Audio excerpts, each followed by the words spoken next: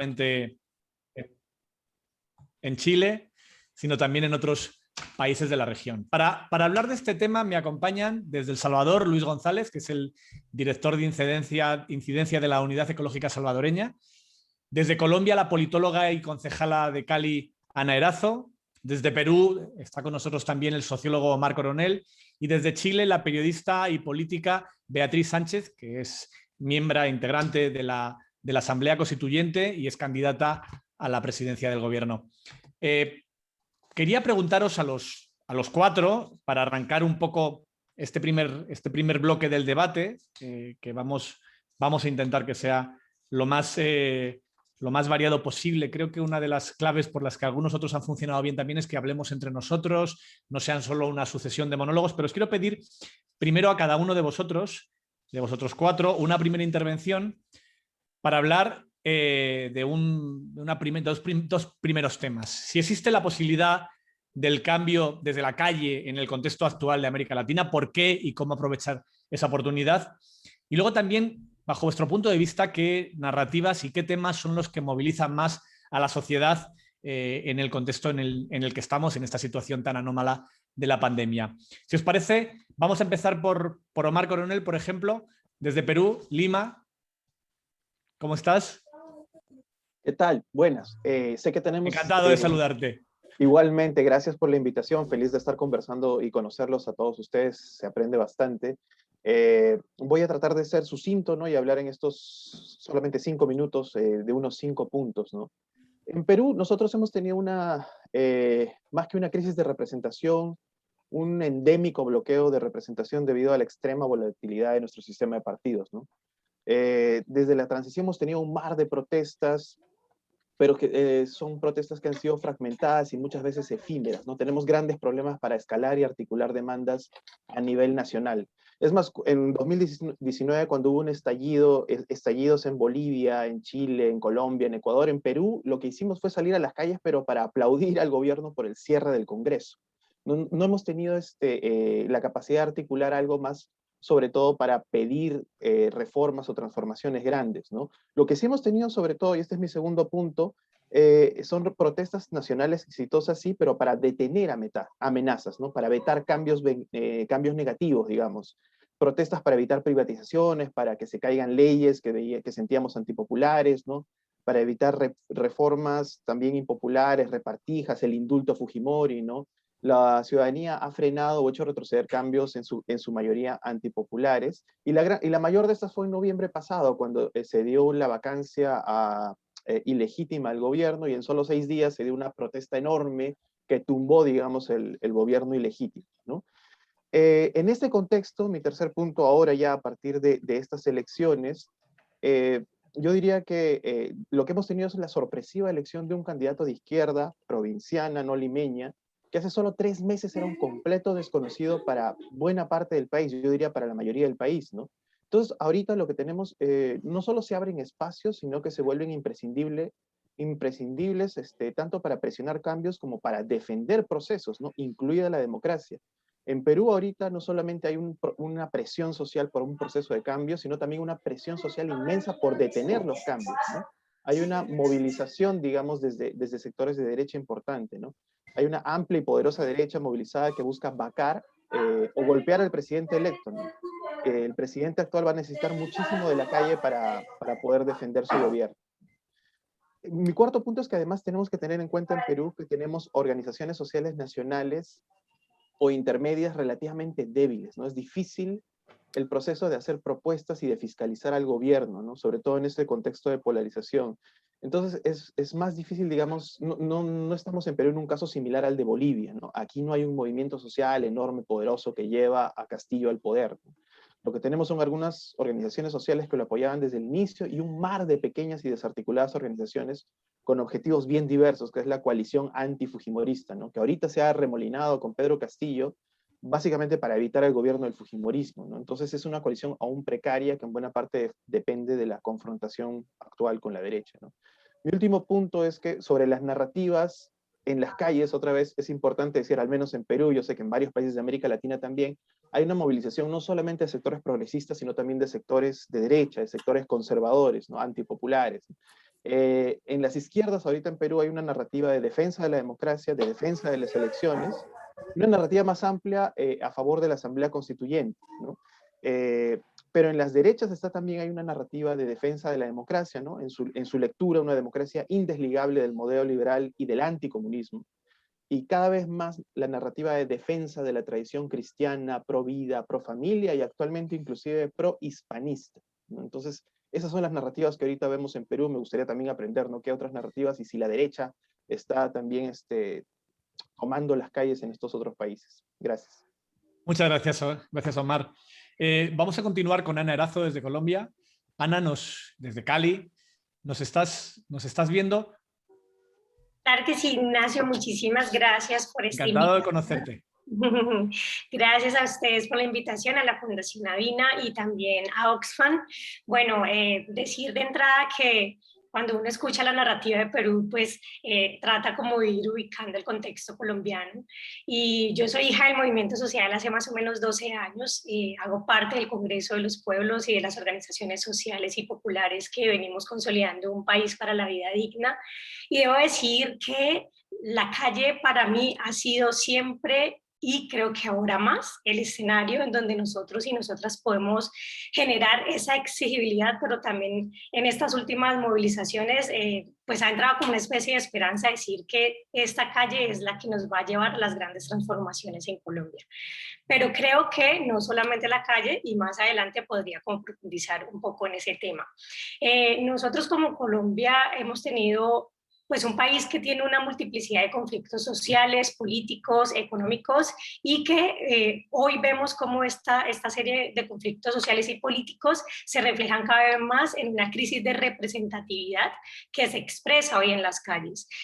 Nosotros hemos tenido años, épocas históricas de movilización social, pero solo hasta el 2019 empezamos a ver cómo no solamente en Colombia y en América Latina, y sino también en el mundo, cómo se venían expresando cada vez más peticiones en las calles, ¿cierto? En la movilización social.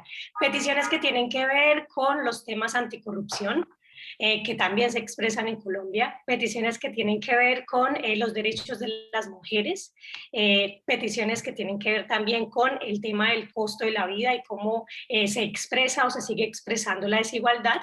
Y esas peticiones que se venían expresando en la calle en Colombia se expresaron de manera diversa y muy masiva en el 2019, que lamentablemente se vieron truncadas con el tema de la pandemia, tanto en Colombia como en los 17 países en donde vimos movilizaciones masivas de Sudamérica, de Europa, de Asia y demás. Esta condición de la pandemia casi que llega a expresar y agudizar estos conflictos sociales, políticos y económicos, y bueno, es lo que estamos viviendo hoy en este paro nacional. El paro nacional entonces nos demuestra no solamente que existe una posibilidad en la calle de solicitar estas peticiones y estos derechos que históricamente hemos venido buscando, sino también la posibilidad de entender otras formas de la democracia. Yo creo que eso es lo que hay que rescatar de este momento, de este estallido social en el que estamos viviendo. El estallido social lo que ha hecho es evidenciar que realmente existe una crisis de representatividad en la que quienes hoy están en la calle, que no son solamente sectores organizados, sino también en el que surgen sectores muy espontáneos, pues lo que están planteando es que evidentemente estas personas que están en el Congreso, que están en la presidencia, incluso que estamos en los escenarios de representación más local y departamentales, pues ellos no se sienten representados y representadas, e incluso plantean otras formas como la construcción de planes y proyectos en función de la democracia directa. Y eso obviamente nos pone en un lugar de construcción de la calle. Entonces, cuando se habla de la asamblea barrial, de la asamblea popular, en donde dicen ustedes como concejales no tienen la palabra porque ustedes representan la institucionalidad, nosotros sí queremos construir esos planes y ahí estamos viendo esas formas que conectarían no solamente con la movilización social y la exigibilidad en la calle, calle, de, por ejemplo, las reformas que se estaban exigiendo se tumbasen en la calle, sino también la reconstrucción de otras formas de participación política. Y creo que es la riqueza que hoy tiene, por lo menos en la ciudad de Cali, este estallido social y este paro nacional. Entonces, lo concreto es que sí, soy una convencida como hija de la calle que se formó en su política, que hace parte de la movilización y de la exigibilidad en la calle, que sí es el escenario. Ahora, frente al tema de las narrativas, nosotros y nosotras históricamente hemos tenido como movimientos sociales unas banderas que tienen que ver con los temas ambientales, con los temas de mujeres, con los temas en contra del ordenamiento territorial, del paquete neoliberal que se ven introduciendo y sobre todo las garantías del proceso de paz en Colombia. Sin embargo, hay que decir que esta explosión que se da en términos de ser espontáneos, de gente que incluso nunca había tenido una formación política para estar en la calle, pues se debe sobre todo a narrativas muy concretas que tienen que ver con el hambre, que tienen que ver con el empleo y que tienen que ver con la educación. Y ha sido una escuela tanto para los movimientos sociales como para quienes están en los territorios o estuvieron en los puntos de resistencia, que de entrada no tenían pliegos, que su petición era, por ejemplo, que renunciara Iván Duque, y nos tocó pues ahí hacer todo un proceso de aprendizaje, entender qué pasaba si, por ejemplo, renunciaba Iván Duque, y hasta ahora que se vienen como generando unos pliegos mínimos de petición que tienen que ver con garantías de la protesta social, el tema pues de la soberanía o más bien de la seguridad alimentaria en el territorio caleño, el empleo y la educación, que es como las cosas mínimas que hoy se están pidiendo. Entonces, claro que eso tiene una conexión directa con las problemáticas estructurales del país y bueno, en ese sentido creo que lo que más prima en este momento sería el tener que escuchar a la ciudadanía desde los espacios y desde los territorios en donde hoy se ha reconvertido los puntos de resistencia de bloqueo a espacios de asamblea popular y de trabajo barrio adentro, en donde se vienen construyendo planes de vida por parte de quienes hacen parte de la movilización activa, organizada y no organizada. Gracias, Ana. Os recuerdo a todos los que nos estáis acompañando que tenemos también disponible la opción de una traducción del español al inglés, que podéis elegirla con el icono de interpretación que hay abajo en vuestra aplicación de Zoom para poder seguir el panel en inglés si así lo deseáis. Continuamos con Luis González, que nos acompaña desde El Salvador. Luis, bienvenido. Buen día, Ignacio. Saludo a todos los demás panelistas y también agradecimientos a Oxfam y a Vina por esta oportunidad. Repito la pregunta. ¿Hay más espacio para el cambio desde la calle en el contexto actual? ¿Por qué? ¿Y cuáles son los temas, las narrativas que más movilizan y conectan con la sociedad en este momento en el que vivimos? Bueno, gracias por la pregunta. Decirte que yo voy a opinar desde el sector al que milito, pertenezco, que es el sector ambiental, pero sin duda soy un convencido de que los cambios se pueden lograr desde la calle. Y ahí hay que hacer varios planteamientos. Desde El Salvador hemos logrado muchas cosas. Hemos logrado prohibir la minería metálica, hemos logrado detener la privatización del agua, la privatización de la salud desde la calle. Entonces yo creo que en contextos como muchos países en América Latina, en el cual el Estado democrático y digamos las instancias que deberían protegernos o cuidarnos no están funcionando, pues la calle cobra relevancia. Creo que es importante que cuando hay un gobernante de turno que concentra el poder en sí mismo y empieza a desdibujar las funciones de los diferentes órganos de Estado, que es un poco lo que pasa actualmente en El Salvador, el tema de que los espacios de participación sean, digamos, retomados por el movimiento social por la población, cobra vigencia. Y si los espacios de participación que existían desaparecen, pues la calle. Yo creo que en esto es importante aunar en este contexto, es decir, en muchos países, hay que decirlo, hay una concentración de poder, hay una pérdida de esta división de poderes, hay una falta de transparencia, de rendición de cuentas, de acceso a la información pública, los órganos están en función del presidente, se pierde el respeto de los derechos humanos. Entonces, toda esta, digamos, amalgama de realidades en diferentes países le dan todavía más soporte que cuando la institucionalidad no funciona, pues se busquen otros mecanismos de incidencia y efectivamente la marcha, la protesta, la concentración es esto y también hay que decirlo de que hoy en el marco de la pandemia también hemos aprendido a hacer protestas virtuales, hemos aprendido a sensibilizar vía webinario, vía jornadas en Facebook Live, en Space de Twitter, que también es otra forma, digamos, innovadora de esta protesta o de esta lucha, digamos, por decirlo así, en esos nuevos tiempos. En ese sentido, yo creo de que hay varios temas movilizadores, pero yo creo que los temas que más mueven son aquellos donde la población, como decimos acá en El Salvador, más le aprieta el zapato. Aquellos temas más sensibles para la población, el tema de alimentación, el tema de agua, vivienda, pensiones, salario mínimo, y hay muchos otros, pero movilizan. Y algo acá en El Salvador, hay que decirlo, de que a la propaganda gubernamental o a la ficción gubernamental de que algo está bien, no hay nada como la realidad para derribar cualquier tipo de ficción. Es decir, acá, por ejemplo, en El Salvador, en términos ambientales, estamos bastante mal. Tenemos muy poco acceso al agua y el agua es de mala calidad, hay amenaza de privatización, somos un país muy deforestado y degradado. Entonces, en algún momento, por ejemplo, cuando había una lógica de querer privatizar el agua, el planteamiento es, estamos bien con el agua, pero en las comunidades no habían agua y habían protestas todos los días por falta de agua. Entonces, por mucho que se movía en redes sociales, que se estaban abriendo pozos para agua o que habían pipas para llevarle agua a la gente, la realidad estaba en la calle. Gente cerrando calles, gente protestando porque no tenían agua. Entonces, ese es un buen ejemplo.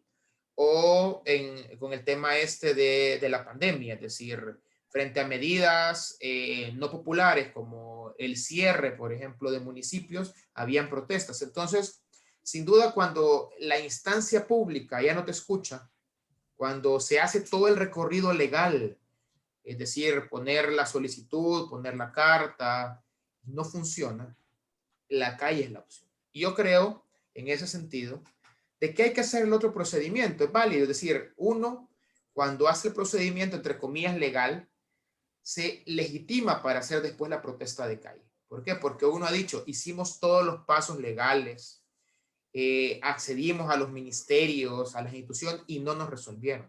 Y el problema continúa. Entonces estamos aquí cerrando la calle porque la gente no tiene agua, la gente no tiene comida, la gente se la llevó el cerro y el gobierno no ha hecho nada. En ese sentido también hay que decir que, por ejemplo, en el caso de El Salvador, hay un fuerte apoyo al presidente, a pesar de que es un presidente con un fuerte corte autoritarista y está concentrando poder. Sin embargo, yo creo que una forma de despertar conciencia para la población ha sido ver esos problemas que no se resuelven. Yo creo que en la medida que la gente vaya cobrando conciencia y retome el espacio público, tome la calle para exigir la solución a sus problemas, los problemas se van a resolver. Si nos quedamos solo en la institucionalidad, nos van a dar largas y no nos van a resolver. Entonces, parte de la solución a las problemáticas es que retomemos la calle y exijamos nuestros derechos. Muchísimas gracias, Luis. Ha sido muy, muy interesante tu exposición. Tu primera exposición, vamos a seguir hablando. Vamos a continuar con Beatriz Sánchez. Beatriz, ¿cómo estás? Encantado de saludarte. Tienes el micrófono cerrado ahora. Sí, ahí sí, ahí lo abrí. Hola, ¿cómo están todas? Encantado de saludarte y hablar contigo. El caso de Chile es el más claro de los últimos años, de cómo desde una protesta ciudadana en la calle se acaba llegando a una propuesta, de la protesta a la propuesta, que es parte del título de este debate de hoy. Por volver con esa primera pregunta, ¿cómo hemos llegado a esta situación? ¿Cómo Chile ha encontrado en la vía de la protesta ciudadana un camino que había sido incapaz de encontrar en casi 40 años que estaba en vigor la Constitución de Pinochet y que ahora va a ser reformada? Sí, me encanta el título porque es como que lo estamos viviendo acá en Chile. O sea, exactamente como de la calle a los cambios, es exactamente lo que está pasando. Pero me gustaría como partir poniendo un poquito de contexto a propósito de esta mirada que hay sobre Chile, generalmente desde la misma América Latina y también desde el mundo, ¿no? Como este país que era tan ordenadito y que tenía como todas las cuentas tan claritas y como que no pasaba nada y estaba todo tan bien. Y yo siempre digo, este es un término muy chileno, yo no sé si se entiende en el resto, pero como que teníamos buen lejos, pero mal cerca. O sea, de lejos se veía muy bien. Es muy claro, pero uno rascaba un poquito y las cosas no estaban tan bien, ¿no? Los promedios engañan. De hecho, Nicanor Parra, nuestro antipoeta, tiene un dicho para los promedios que es muy interesante, esto de que, ojo con los promedios, que si hay 4 panes no necesariamente, y 2 personas son 2 panes para cada uno, a propósito de lo que tenemos de ingreso per cápita, en fin. Creo que nuestro gran problema es que tenemos una desigualdad que es brutal, pero brutal, de las más altas de América Latina, de las más altas de los países con los que habitualmente nos comparamos, porque estamos en las listas OCDE, en fin. Y esto tiene que ver con lo que heredamos de Pinochet, lo que sostenemos desde distintos movimientos, primero sociales, políticos también, es que Pinochet en Chile dura hasta hoy día. La dictadura civil y militar en Chile tuvo una idea de instalar una forma política y social, que es este sistema subsidiario neoliberal extremo, que todavía está vigente en nuestro país. Y eso es lo que hizo que reventara Chile. Yo siempre lo digo, el estallido que nos afectó el 2019 no es un punto de inicio, es un punto de término. Es el momento en que se estiró el elástico y finalmente Chile reventó. Pero no es el momento de inicio en el sentido que las protestas en Chile partieron hace muchos años.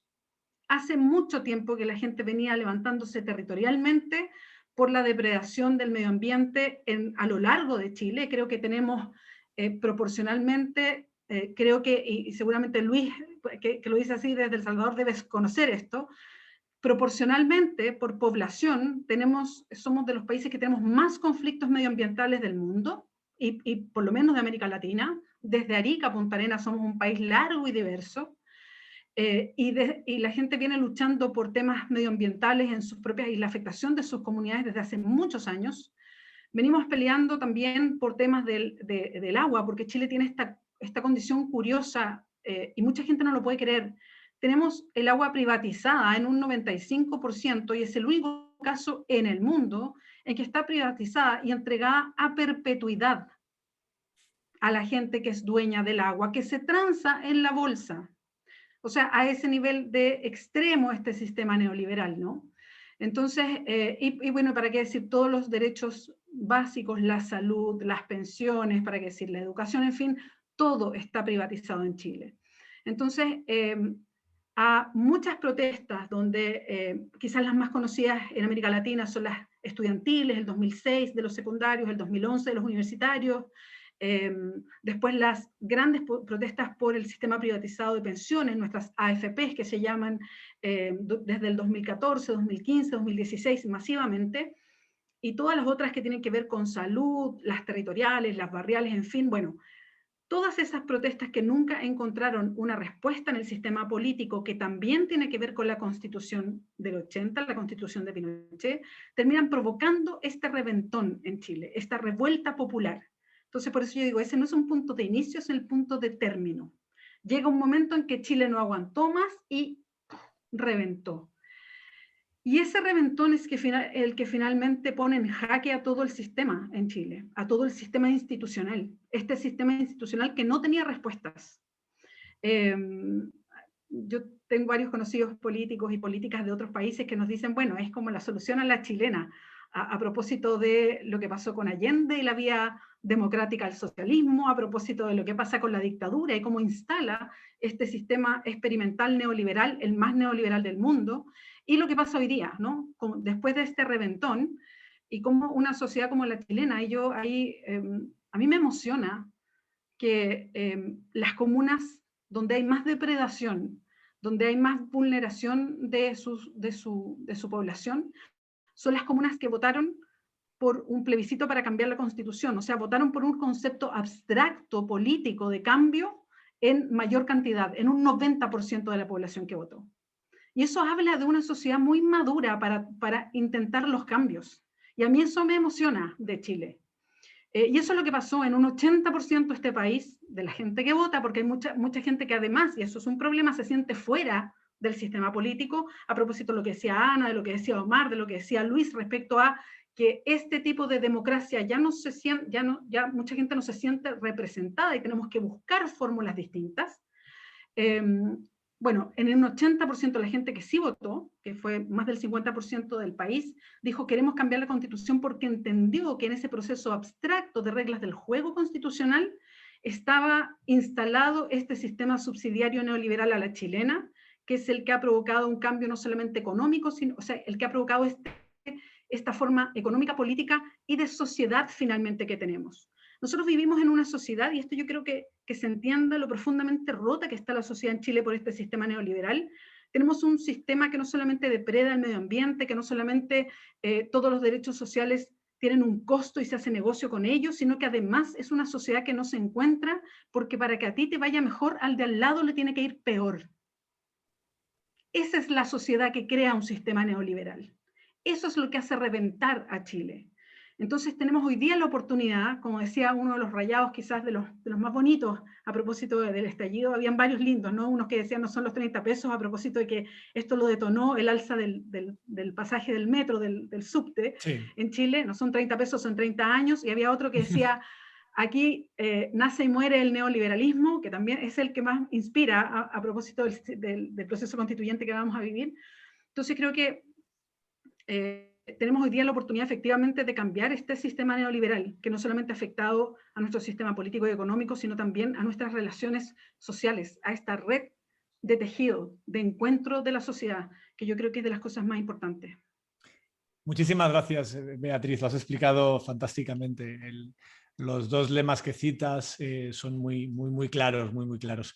Vamos a continuar con otro invitado, Alejandro Lanz, que nos atiende desde Colombia y es el codirector ejecutivo de la ONG Temblores, que ha sido importantísima por su documentación de los abusos policiales en Colombia y su labor ha sido muy importante para explicar lo que está ocurriendo en estos últimos meses en Colombia. Alejandro, bienvenido. Ignacio, muchísimas gracias por la presentación. Cuéntanos qué es lo que hacéis en Temblores y por qué ha sido tan importante en lo que está ocurriendo en Colombia estos meses. Bueno, voy a contarles un poquito entonces. En Temblores llevamos trabajando ya 4 años desde que se firmaron los acuerdos de paz como una organización joven que se propuso como visibilizar todas las otras causas que habían estado ocultadas por parte de la guerra. Y en ese sentido nos propusimos documentar las violencias que vivían las personas por parte del Estado. Y así creamos un observatorio de violencia policial. Y en este observatorio, a lo largo del tiempo, hemos documentado 3 tipos de violencias: violencia física, homicida y sexual, no solamente en el marco de las protestas sociales, sino en el día a día, y cómo los grupos policiales persiguen a ciertas identidades en el espacio público. Y así a lo largo de estos 4 años fundamos 2 plataformas, una que se llama Grita, que es un acróstico que quiere decir grabar, registrar, investigar, triangular y asesorar los casos de violencia policial, un poco con la promesa de que estos no se queden en las redes sociales y poder conectar a las víctimas con la justicia. Y otra que se llama Policarpa, que es nuestra clínica de justicia ambulante, en donde recibimos y atendemos los casos directamente de violencia por parte de la policía y conectamos a las personas con la administración de la justicia. Y esto veníamos haciendo en Temblores desde hace ya un tiempo, y en el marco de las movilizaciones sociales, pues atendimos la emergencia y recibimos casos en tiempo real, que es un poco, por un lado, tratar de captar todas estas prácticas de violencia que ejerce la policía contra las personas que salen a las calles a movilizarse, pero también captar esa memoria viva, que es muy difícil después volver hacia atrás, ¿no? Volver a buscar los hechos de violencia de hace 2 años que se vivieron en el paro del 21 de noviembre, o de hace 1 año que se vivieron en la masacre del 9 de septiembre cuando asesinaron a Javier Ordóñez, y como consecuencia de ese homicidio unas protestas espontáneas muy violentas contra la policía, y la policía asesinó al menos a 13 personas. Es muy difícil buscar, digamos, como la reconstrucción de esos hechos hacia el pasado. Entonces, un poco lo que hemos intentado hacer es brindar unos canales de atención inmediata y de emergencia para poder documentar, registrar y conectar rápidamente a las víctimas con la administración de la justicia. Y esto es un poco el trabajo que venimos haciendo desde hace un tiempo, pero desde hace 2 meses venimos día a día documentando y registrando todo lo que sucede. Y aquí permítanme entonces un poco contarles lo que ha venido pasando desde hace 2 meses en Colombia, y es este, digamos, estallido social que tiene unas explicaciones, digamos, un poco más largas y unos antecedentes muy importantes. Nosotros en el año 2019 vivimos un paro muy grande y unas movilizaciones muy importantes que nunca habíamos vivido en Colombia por dos elementos esenciales que yo he visto de una manera así. Es que en primer lugar, nunca habíamos tenido una movilización tan sostenida en el tiempo, y esto es el día a día que permitió, digamos, una construcción de una organización de jóvenes que comenzaron a salir a las calles. Y otra es como el cambio de repertorio de lugares a donde se dirigió la movilización social, ¿sí? Nuestras movilizaciones históricamente siempre eran como dirigidas hacia la Plaza de Bolívar y estos grandes recorridos en masa para llenar la Plaza de Bolívar, y desde hace ya 3 años hemos visto cómo estas movilizaciones cambiaron de repertorio, los lugares empezaron a ser distintos, el tiempo en el que se mantenían las movilizaciones comenzaron a ser diferentes. Y ahí pasó algo muy importante, y es que salió una masa que nunca había estado, digamos, presente en el espacio público, como exigiendo una serie de derechos. Y desde ese momento pasaron cosas muy fuertes por parte de este gobierno, y fue la forma en que se reprimieron y se estigmatizaron las marchas en el país. Esto, además de todo, está probado judicialmente en una sentencia de la Corte Suprema de Justicia en Colombia, en donde quedó demostrado cómo había una sistematicidad por parte de la policía colombiana al momento de reprimir las movilizaciones. Esto, estoy hablando de hace 2 años, cuando se dieron las primeras movilizaciones, cuando creímos que lo más grave que podía pasar de represión estaba sucediendo en ese momento. No nos habíamos imaginado todo lo que sucedió después en el 9 de septiembre, que es cuando asesinan a Javier Ordóñez y hay unas protestas espontáneas y la policía sale a utilizar, digamos, armas de fuego contra la ciudadanía, y terminamos en un saldo de al menos 13 personas asesinadas. Pero entonces, como les estaba contando, desde ese momento hay como toda una intención del Estado colombiano y de las instituciones de estigmatizar y de reprimir la protesta pacífica de una forma muy violenta. Y desde este primer 28 de noviembre, que es cuando, 28 de abril, qué pena es que con las fechas esto es hoy en día como el 28N, el 9S, complicado.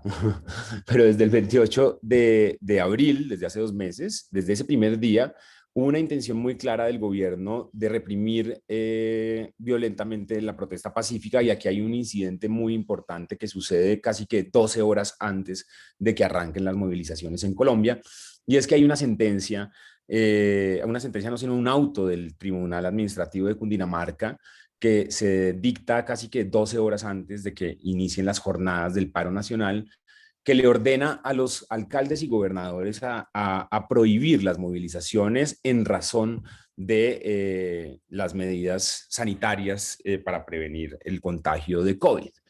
Y esta decisión administrativa por parte del Tribunal de Cundinamarca de ordenarle a los alcaldes hizo que se generaran dos cosas al otro día. Por un lado, que la fuerza pública saliera con mucha más legitimidad para reprimir violentamente la protesta, y por otro lado, que la ciudadanía saliera con mucha más rabia porque un tribunal le estaba ordenando a los alcaldes y a gobernadores que prohibieran la protesta pacífica, y en ese sentido la gente salió con mucha rabia desde el primer día. Entonces, esto marcó desde el primer momento una movilización muy tensa, en donde desde el primer momento en donde nosotros empezamos a hacer los reportes y los comunicados de prensa, hubo ese día 3 personas asesinadas por parte de la policía.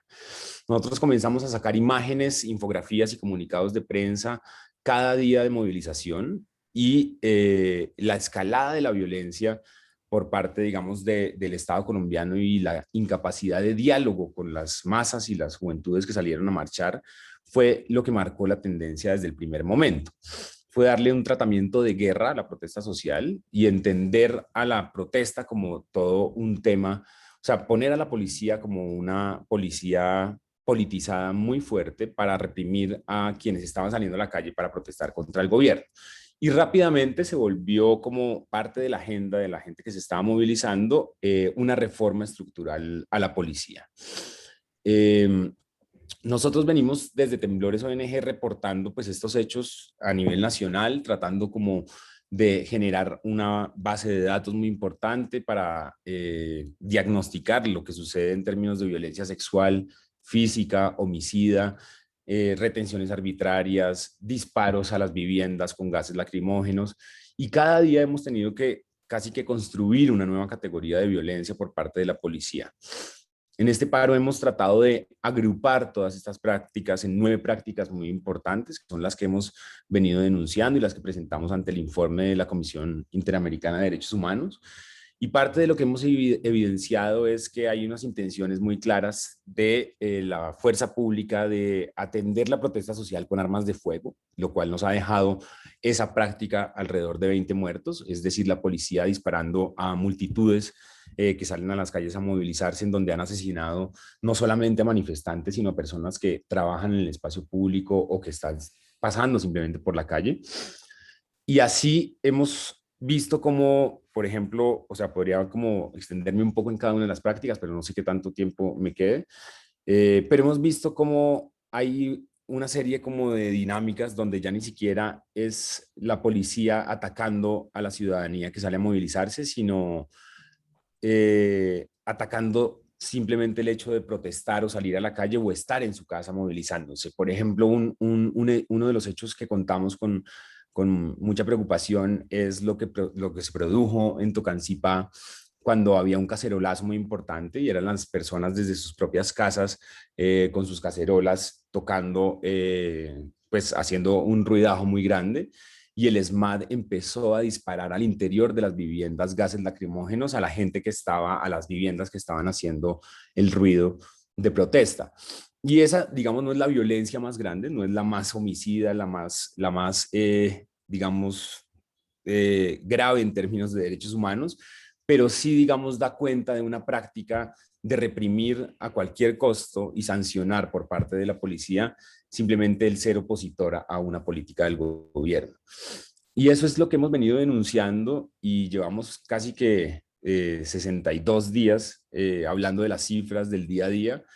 Y ayer tuve por fin la oportunidad de regresar otra vez al territorio y a calle, que hace mucho no lo hacía, y estuve sentado con las personas del Verbenal, que es una mesa muy importante que se creó como consecuencia de la masacre del 9 de septiembre.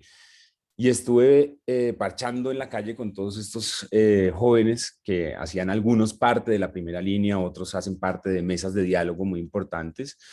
Y hay una, digamos, desconfianza muy importante pues, que quisiera traer acá y contar, y es como en Colombia, además, a diferencia de Chile, hay como una historia muy importante de conflicto armado y unos grupos armados muy organizados y muy listos para reclutar personas, pues digamos que están en condiciones de vulnerabilidad. Y lo que ha venido sucediendo y que denuncian estos mismos pelados que están en las calles resistiendo y que están siendo, digamos, como los opositores día a día contra la policía, que salen cada noche con sus escudos a resistir contra la policía, es que hay muchos grupos armados que están intentando captar estas fuerzas y estas energías de esta juventud que está saliendo a buscar un diálogo con el Estado colombiano y con los gobiernos distritales. Y una preocupación muy grande nuestra es que no están encontrando ninguna escucha ni ninguna cabida para poder ser escuchados. Nosotros estamos tratando de crear en Temblores, no solamente registramos la violencia policial, acompañamos los casos, sino que estamos tratando de construir una reforma estructural a la policía, y yo creo que hay 3 plegarias muy importantes que se están oyendo en las calles y por lo que la gente se está movilizando. Lo que contaban ahorita también no es que todo empezó por un pasaje del metro que eran 30 pesos y no es que son 30 pesos, son 30 años. Yo creo que aquí hay 3 plegarias muy importantes. Una que se volvió la más importante, que es reformar a la policía, porque si no podemos ni siquiera salir a las calles porque la policía nos mata, ese debe ser como uno de los principales puntos. Entonces hay que hacer una reforma estructural a la policía y a la justicia, a quienes juzgan a la policía que comete crímenes. Hay que cumplir simplemente con una renta básica. Llevamos un año encerrados y toda esta gente que empezó a salir llevaba un año sin poder trabajar, movilizarse. La policía se volvió dueña del espacio público absolutamente en la pandemia durante todo un año entero. Nosotros hemos documentado como, por ejemplo, pasamos de tener en Colombia 200.000 comparendos por agresión a la autoridad en el año 2019 a tener 1.500.000 de comparendos por agresión a la autoridad. Este comparendo es el que le pone la policía a la gente en los barrios porque porque no te pusiste el tapabocas o porque simplemente registraste un procedimiento policial y la policía te puso el comparendo por agredir a la autoridad. Y ese tipo de cosas sucedieron entre 2019 y 2020, ¿sí? Pasamos de tener una policía que controló todo lo que se puede o no hacer en el espacio público y quienes podían y quienes no podían estar en el espacio público. Y el tercer componente que creo que es muy importante que está pidiendo la gente en las calles es cumplir los acuerdos de paz, que es algo, son esas tres plegarias: cumplir los acuerdos de paz, reformar la policía y contar con una renta básica. Aparte, digamos, de todo lo de la reforma tributaria, la reforma a la salud, que fueron los detonantes de lo que sucedió en las calles. Yo creo que la gente está pidiendo a gritos esas tres cosas, y también mecanismos y dinámicas de participación efectiva y diálogo directo con las instituciones. Estamos viviendo además en Colombia un problema mucho más grave ahorita, y es que hay una falta de independencia por parte de la Fiscalía, la Procuraduría y la Defensoría del Pueblo. Y algo que pasó muy grave es que eso nos está impidiendo poder formalizar todas las denuncias y probar estatalmente la sistematicidad de las prácticas. La gente no quiere denunciar ante estas instituciones, y un poco lo que sucedió, por ejemplo, con la visita de la CIDH, es que al tener el conocimiento de esta visita, muchas de las personas que nosotros atendemos como víctimas dejaron o sea, prefirieron no continuar sus procesos ante fiscalía, sino que fueran escuchadas por un organismo internacional. Y eso fue muy impactante porque ya estábamos, digamos, nosotros hacemos un proceso de convencimiento, de ética, de contarles a las personas lo que implica emocionalmente someterse a un proceso judicial de demandar a la policía en Colombia. Y eso es algo que nosotros igualmente insistimos, pero transparentemente contamos lo que implica. Y cuando vino la visita de la CIDH, muchas de las víctimas que estábamos atendiendo dijeron: no, preferimos no formalizar nuestras denuncias ante el Estado, sino entregar nuestro testimonio directamente ante la Comisión Interamericana de Derechos Humanos. Y ese es el riesgo que estamos viviendo ahorita. Estamos en una crisis institucional, además, donde hay muchos escenarios muy atractivos para el reclutamiento forzado de personas para grupos armados ilegales, y una falta de diálogo en donde, desde nuestra percepción organizacional, le conviene muchísimo a las estructuras de derecha para profundizar esta crisis en el tiempo. Y si antes habíamos creído que el 21 de noviembre, el 9 de septiembre, lo que estamos viviendo ahorita ha sido como la escalada de lo peor, yo todavía tengo el temor de que podemos vivir otros episodios de violencia y de represión estatal mucho más graves que los que hemos vivido hasta el momento. Muchas Entonces, gracias, Alejandro. Lo has explicado perdón. perfectamente. No, es interesantísimo escucharte. Quiero lanzar a todos los que nos estáis siguiendo a través de Zoom una pequeña encuesta para que votéis cada uno de vosotros cuál es vuestra opinión, los que nos estáis siguiendo y acompañando en esta jornada. La pregunta es: ¿se consiguen más cambios desde la calle que con el voto, o desde el voto que en la calle?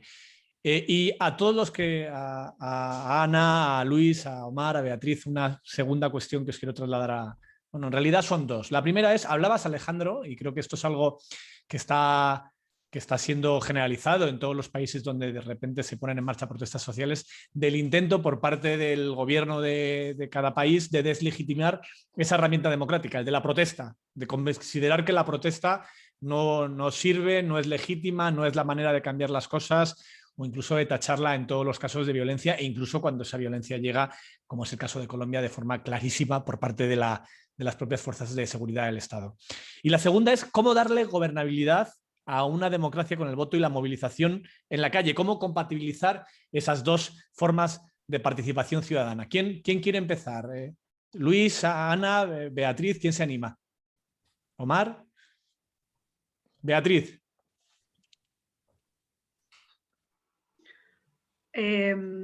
A ver, me gusta mucho la pregunta porque yo creo que estamos en un desafío grande. De hecho, la misma encuesta me provoca algo de conflicto, porque yo creo que es una mezcla de cosas. Yo creo que, creo mucho en la presencia permanente de las personas en la calle, porque creo que hay un derecho a la movilización permanente. Me gustan las sociedades activas y me gustan las sociedades involucradas y me gusta que exista eso. Pero yo también creo en la votación, creo en que exista formas deliberativas, creo en que exista una forma de ordenamiento de una sociedad democrática, en que los sectores se puedan ver representados de alguna manera. O sea, también creo en eso, y creo que tiene que haber una forma en que eso se exprese, porque, y lo hemos visto acá, la asamblea no necesariamente representa efectivamente a toda la ciudadanía. No toda la ciudadanía se representa en una asamblea. Y en una asamblea también tienen voz las personas que habitualmente están más educadas o que hablan más fuerte. Habitualmente las mujeres quedan fuera, las personas que tienen más educación también quedan fuera. O sea, hay que hacer un esfuerzo, y eso lo tenemos muy presente hoy día, sobre todo que vamos a empezar este domingo en la Convención Constitucional, en la asamblea que va a escribir la nueva Constitución, y que va a tener que hacer un reglamento donde se especifica una forma de participación, de cómo se le da voz a la gente en todos los sentidos y en todos los aspectos, y que no quede siempre la gente que queda fuera, también fuera de este proceso, sí, aunque se quiera que todos participen y todas participen. Entonces, creo que ahí hay un tema muy interesante. Y hay varias voces en Chile, y hay una discusión hoy día que me parece que es súper atingente a lo que preguntas, Ignacio, y que tiene que ver con que creo que hoy día, desde las ciencias sociales en Chile, incluso desde los sectores políticos, incluso desde las asambleas, desde las organizaciones sociales, desde la gente en la calle, hay un diagnóstico de lo que pasa que es muy claro. Incluso hay ideas respecto a cómo avanzar que también son bastante claras. Creo que hay propuestas muy interesantes sobre cómo ir superando este sistema neoliberal, que se pueden ir encauzando en una convención constitucional. Creo que lo que no está tan claro es cómo vamos a convivir políticamente en esta sociedad nueva, donde hay partidos políticos que están muy depreciados por la ciudadanía, donde surgen grupos independientes que se han ido organizando, pero que tienen, y creo que lo mencionaba Omar o Ana en algún momento, donde nadie asume un liderazgo, y cuando se asume un liderazgo como que se cancela a esa persona. Es una expresión que se ocupa en Chile, como que nadie puede asumir un liderazgo, porque se espera que siempre todo sea horizontal, entonces no hay como alguien que asuma. Entonces son grupos que se juntan pero se diluyen, se juntan pero se diluyen, y es muy complejo eso para que efectivamente se pueda transformar en organización, ¿no? Entonces creo que hoy día estamos en vías de ir construyendo respuestas políticas a los fenómenos sociales que están sucediendo. ¿Cómo la política, o cómo desde la política, no digo desde los partidos necesariamente, sino cómo la política puede dar respuesta a la sociedad y el momento social que estamos viviendo? ¿Qué es ser hoy día un partido político, por ejemplo? ¿Cómo un partido político hoy día se relaciona con una sociedad que se ha vuelto muy identitaria y con identidades como hiperdesarrolladas a propósito de las redes sociales, a propósito de cómo somos, ¿no? Y cómo nos identificamos? Hoy día el tipo de consumo es una declaración política en sociedades más jóvenes también. Entonces, y voy a dar un ejemplo. En Chile hoy día, que estamos en pleno proceso de vacunación por la pandemia, las generaciones de los 30 a los 40 años es la que menos se ha vacunado, pero la generación de los 20 es de las que más se ha vacunado, porque tienen una conciencia hoy día política respecto al colectivo distinta a la de los 30 a los 40, que me parece muy fascinante a propósito de su declaración política respecto a sus acciones sociales. Bueno, entonces, ¿cómo la política se hace cargo de algo que está pasando en la sociedad? Creo que es la gran pregunta que no tenemos respuesta hoy día, y que creo que tiene que ver con lo que tú preguntabas respecto a, ¿es la calle o es la institucionalidad? ¿Es la calle o es el voto? ¿Cómo nos organizamos? Como la política, y es el desafío, ¿no?, de cómo se hace cargo de estas sociedades que van cambiando mucho más rápido. O sea, yo siempre me pregunto, a propósito de venir de una formación de un conglomerado político que es muy joven, que surge en 2017, siempre nos hacemos esta misma pregunta, y creo que a nosotros políticamente nos fue bien en las últimas elecciones, contrario a todos los partidos que venían desde hace muchos años, por una gran diferencia, no porque seamos tan distintos en estructura, porque las estructuras te chupan, ¿no? La institucionalidad te tira para abajo como partido político. Es muy difícil hacerle la contra a cómo siempre ha funcionado una estructura política.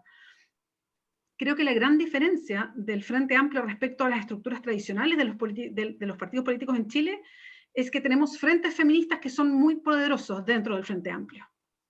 El feminismo es el que vino a romper ciertas estructuras de nuestros partidos que los hizo diferentes respecto a su comportamiento clásico. En otras palabras, es como el feminismo el que logró romper ciertas lógicas que hace que nuestros partidos puedan accionar de maneras distintas, que le hicieron más sentido a una sociedad que está cambiando. Pero creo que el gran desafío de hoy día es cómo la política absorbe o qué significa esta nueva política y cómo la institucionalidad puede hacer como este cruce con esta nueva política, por lo menos de lo que está pasando en Chile, pero por lo que escucho a mis compañeras y compañeros acá presentes, que se está desarrollando. Lo bonito de todo esto es que está pasando a nivel mundial y claramente está pasando de manera muy parecida en toda América Latina. Y yo creo que ese es el gran desafío de hoy día. Yo no tengo respuesta, obvio, ¿no? Pero me parece que es muy interesante que lo conversemos y lo comentemos y lo hablemos una y otra vez, porque de ahí va a salir la respuesta, no sale de otro lado. Entonces, pero creo que ese es el gran desafío, porque creo que no es absolutamente la calle y no es absolutamente la institucionalidad, hay una trenza que hacer ahí, y por eso la encuesta para mí era compleja, porque yo creo en la calle, pero también creo en el voto. Muchas gracias, Beatriz. Seguimos con Luis, por ejemplo. Gracias. Bueno, yo tengo como varias ideas con esto de cómo nuestros gobiernos deslegitiman la protesta social. Sin duda hay que decirlo de que a ningún gobierno le gusta que estén protestando por las cosas que hacen o no hacen. Entonces, yo creo que independientemente del gobierno que esté, el gobierno de turno, no va a legitimar la protesta, va a buscar siempre canalizar por algún tipo de forma de participación ordenada a las demandas de la gente. Entonces también eso hay que tener cuidado, porque a veces los gobiernos de alguna manera demagógica abren espacios de participación que no son vinculantes o que no retoman las ideas como para callar la protesta de la gente.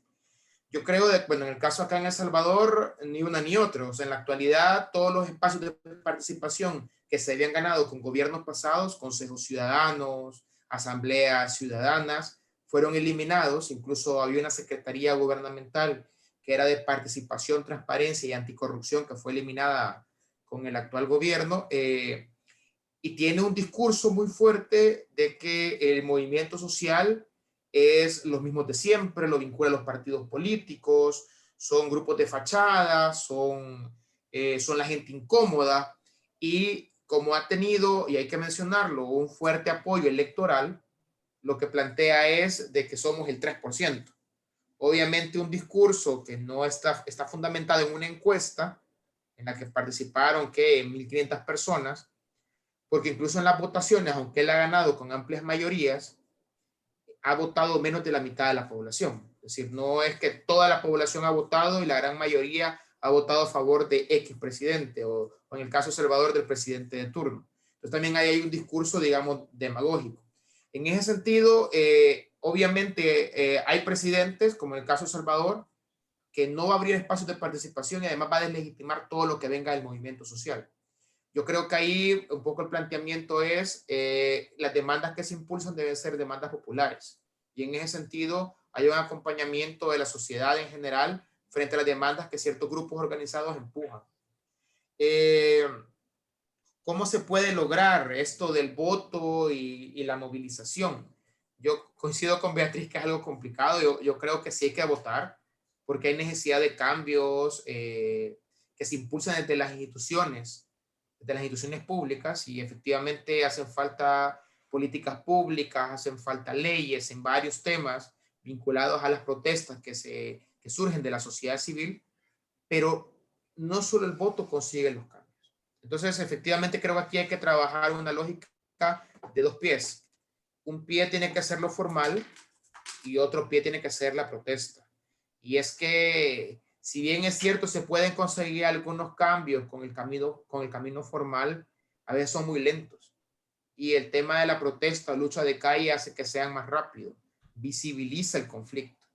Y efectivamente, en el caso de los temas ambientales, se ha visto cómo la lucha de calle es mucho más rápida, es mucho más eficiente, si lo queremos llamar así, que el camino formal. A veces hemos estado esperando por una política pública 10 años y hacemos una movilización de 10.000 personas y se consigue un cambio más rápido, se detiene algo. Entonces, yo creo que hay que tener esa lógica. Y también es una forma de la corresponsabilidad de la sociedad civil. Es decir, al final tenemos un sistema representativo, sistema político representativo, y esto de la democracia directa pues no se cumple. No estamos en la Grecia antigua de que todos participaban. Entonces, una forma de esta participación tiene que ser la calle.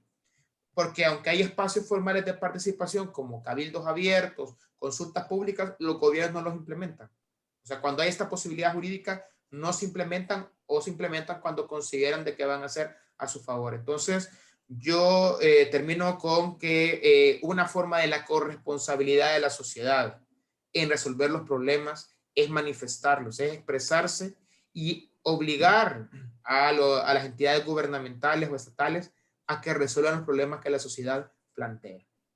Gracias. Muchas gracias a ti, Luis. Vamos a seguir con Ana. ¿Cómo lo ves tú? ¿Cómo ves esta dicotomía? Bueno, antes de que empieces, creo que tenemos ya los resultados de la encuesta que acabamos de lanzar. Es verdad que solo permitía una de las dos opciones y todos, y estoy de acuerdo con vosotros, defendéis las dos. Pero ha salido mayoritariamente el resultado de la calle, ¿verdad, Alejandra? 74% a favor de la calle, 26% a favor del voto, aunque evidentemente hacen falta sin duda los dos, el derecho a la manifestación y el derecho a la participación directa en las urnas. Ana, ¿cómo lo ves tú?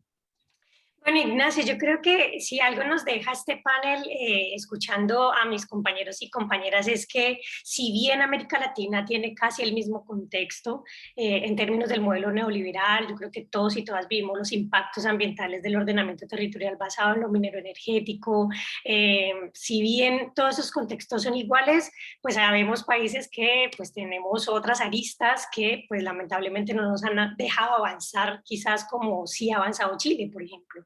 En el caso colombiano, el conflicto armado es una arista que nos ha permitido tener mayores avances, pero además también este periodo del uribismo tampoco nos ha permitido, o sea, nos ha puesto en un lugar mínimo de defensa de la vida. O sea, porque cuando hablamos de las narrativas, decimos, bueno, lo mínimo en este momento, cuando volvió Duque en el poder, cuando regresa el uribismo al poder, lo primero que decíamos es, nos van a poner de nuevo a defender la vida, cuando ya habíamos tenido medianamente un avance en términos del proceso de paz, y efectivamente el gobierno nos pone de nuevo en ese lugar, ¿no? Un gobierno que incumple el proceso de paz, un gobierno que agudiza el modelo neoliberal y que encima de todo, pues en el marco de este proyecto, pues asesina líderes y lideresas sociales que vienen teniendo un lugar de representatividad y defensa en el territorio. Entonces creo que por eso también un poco el contexto colombiano ha tenido un proceso mucho más lento que quizás en otros lugares. Y uno podría decir, por más que hemos estado en la calle, lamentablemente solo hasta ahora tuvimos algunas ganancias en términos de, por ejemplo, tumbar 2 reformas y el tema pues de que saliera el ministro Carrasquilla del gobierno. Sin embargo, a la par de que pasaba eso, nos estaban metiendo otras leyes en el Congreso de la República que tenía que ver con el tema del fracking, que tenía que ver con el tema de la Procuraduría y con otra multiplicidad de temas que pues están de espaldas claramente a la expresión que hoy vemos en las calles y que, bueno, nos sigue poniendo en un lugar de, bueno, ¿qué hacer? Y yo creo que el qué hacer entonces tendría que tener una fortaleza en la calle, pero hoy a Colombia sí se nos pone un reto bien interesante en las urnas.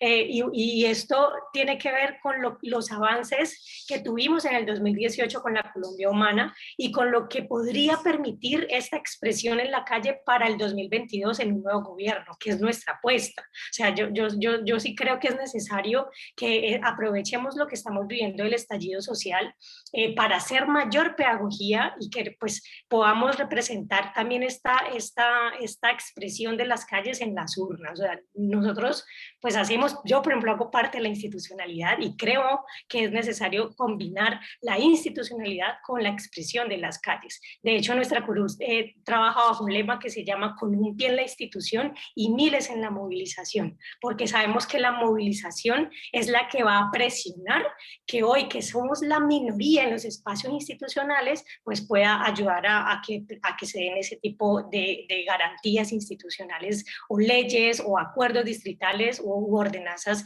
gubernamentales. Lamentablemente hasta ahora esto no nos ha funcionado y digamos que lo que hace el paro nacional, el Comité de Paro Nacional, es decir, vamos a cesar las movilizaciones para utilizar la institucionalidad y presentar todas estas todos estos pliegos que tenemos, estos puntos en el pliego, vía ley en el Congreso de la República. Pero ya sabemos que el Congreso tampoco lo va a dejar pasar.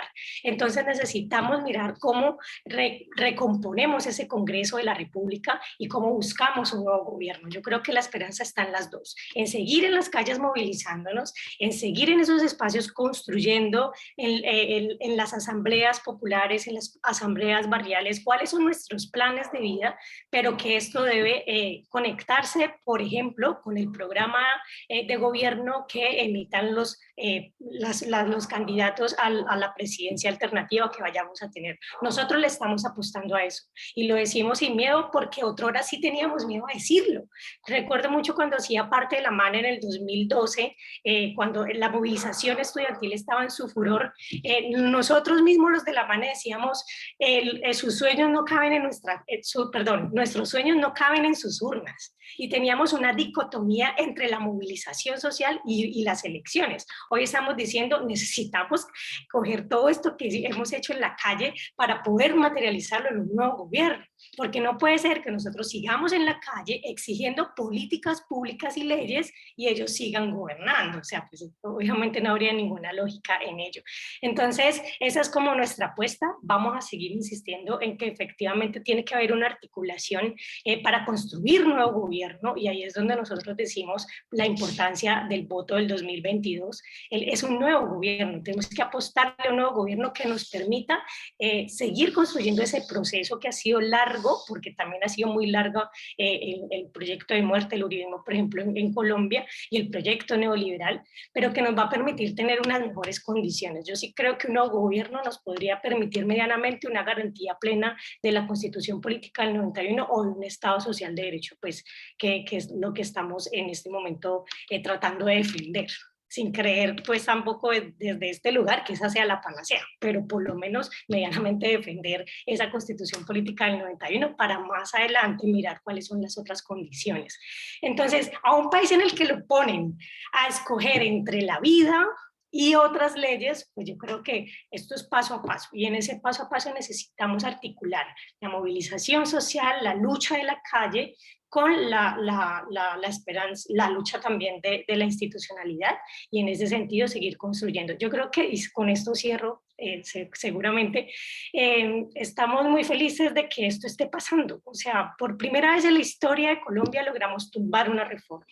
Por primera vez en la historia de Colombia logramos salir 2 meses de movilizaciones, que fueron 2 meses de estar en la calle, y por primera vez en la historia de Colombia tenemos una nueva generación que hoy se dice ser antiuribista, que tumba, que empieza a enterrar un proyecto de muerte como lo es el uribismo. Entonces, al cerrar este proyecto de muerte del uribismo, nosotros vamos a empezar a consolidar un proyecto distinto, en un paso que son, mejor dicho, muchos años. Me imagino que quizás muchos de nosotros no vamos a poder verlo en ese proyecto bello que es el de la vida digna consolidada en nuestro país, pero que ya empezamos, por lo menos. O sea, después de años de movilización mía, por lo menos en mi caso, empezamos. Y yo creo que eso es algo bello que hay que rescatar y que, insisto, se tiene que articular de las dos formas, en la calle y en la institución. Omar, ¿tú cómo lo ves? Muchas gracias, Ana. Omar. Sí. Tengo una pregunta de uno, aparte de tu opinión sobre el planteamiento que lanzaba toda la mesa sobre la calle o el voto y hasta qué punto se pueden compaginar ambas cosas, y son las dos cosas muy importantes. Que te lo digan a ti que en Perú el voto se ha jugado por muy poquitos votos, la diferencia entre una candidatura y la que finalmente triunfó. Pero me lanza para ti una pregunta Vanessa Pérez, que nos está acompañando, Vanessa Pérez Moya, una de las personas que está asistiendo a la charla, que pregunta ¿qué factores políticos en común tienen Chile, Perú y Colombia para provocar estos estallidos sociales? Ok, gracias por la pregunta. Comienzo por esa pregunta, a ver, para ordenarme. Me parece que los tres procesos tienen bastantes diferencias, pero también algunas similitudes, ¿no? Yo creo que la principal similitud es la distancia de las élites políticas, ¿no? Tanto en Chile como en Colombia, parte del estallido se explica por temas socioeconómicos que están vinculados con el agotamiento del neoliberalismo y con otras particularidades de ambos países. En Perú, en verdad, el estallido se da sobre todo, no necesariamente por una politización de la desigualdad, como yo creo ha ocurrido de manera consistente en Chile, sino sobre todo por una lucha antiautoritaria, ¿no? Una lucha contra la amenaza mafiosa de diversos sectores en el Congreso, ¿no? Sin embargo, yo creo que los tres casos tienen en común la presencia de unas élites políticas que tienen una distancia muy fuerte con la opinión pública, con la ciudadanía, ¿no? En todos nuestros países hay crisis de representación, en algunos más que en otros, ¿no? En Perú no tenemos un sistema de partidos propiamente dicho hace 20 años, más de 20 años quiero decir, pero hay esta distancia, ¿no? El tema en Chile cuando la primera dama habla de los alienígenas, resuena muy fuerte en toda América Latina, ¿no? Porque esa sensación de que las élites ven a la oposición, a estos sectores que están en desacuerdo como alienígenas, es algo que está muy presente, ¿no? Eso, digamos, para pensar en las similitudes, ¿no? Yo no creo que... En Perú también hay obviamente un hartazgo con el modelo neoliberal, pero mi impresión es que las grandes protestas del año pasado no fueron sobre todo por la politización de la desigualdad como en otros países, sino en contra de la corrupción y la intentona autoritaria de ciertos sectores más conservadores, ¿no? Lo que sí tenemos en común sí es esta rebeldía contra la corrupción y en particular con una distancia insoportable de las élites políticas para con la ciudadanía, ¿no? Y al medio está esta debilidad de los partidos. Cosas que nos diferencian y yo creo que también son importantes es, en el caso de Perú en particular, la enorme debilidad de la clase política. Uno se pone a pensar, ¿cómo es posible que en Chile hayan fallecido más de 30 ciudadanos en un lapso de 4 meses a partir de la represión?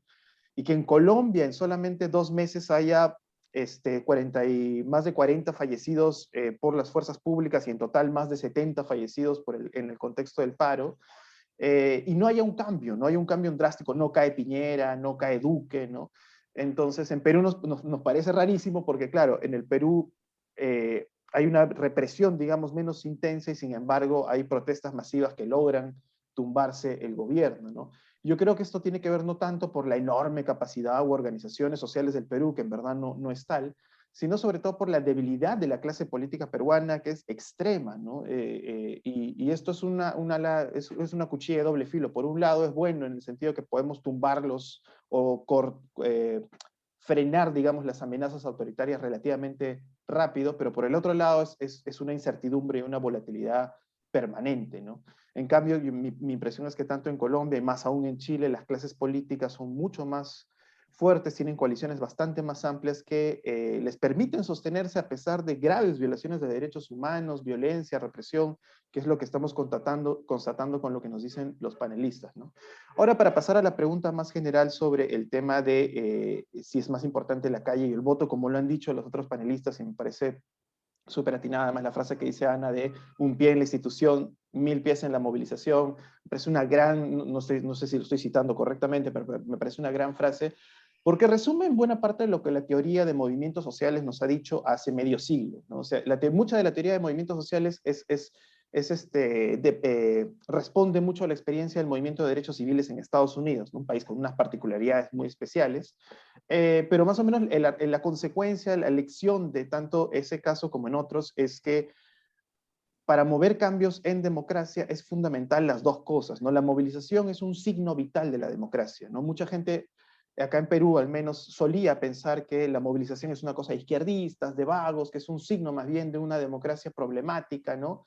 Y en verdad cuando uno mira 200 años de democracia, y sobre todo los últimos 50 años de democracia, las democracias sólidas suelen tener movilización, ¿no? Esto es importante y es importante, sin embargo, también acompañarla de un buen pie en las instituciones, ¿no? Que tiene que ver no solamente con el voto cada 4, cada 5, cada 6 años, sino con formación de grupos de interés que estén presionando en los ministerios, que estén presionando en los grupos de trabajo del Congreso, que estén presionando dentro del Congreso, lobbies, un equipo técnico que esté metido ahí, ¿no? Y obviamente una alianza con partidos políticos de izquierda y de centro que avancen estas políticas. Ahí donde esto no se da es muy difícil lograr cambios.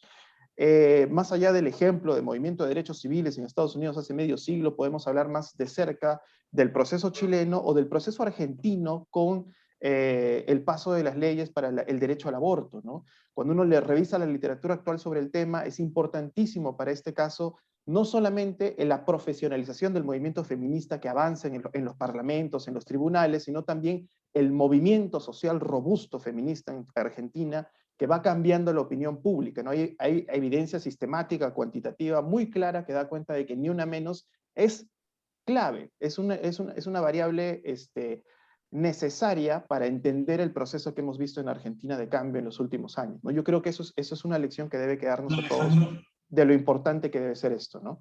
Y por último, solamente para hablar de el caso peruano, en Perú, como decía hace un ratito, ¿no? Estaba este discurso, esta narrativa de que la protesta es algo de izquierdistas, algo de vagos, algo de comunistas, y obviamente los gobiernos decían, no, la protesta no es no necesariamente es el camino.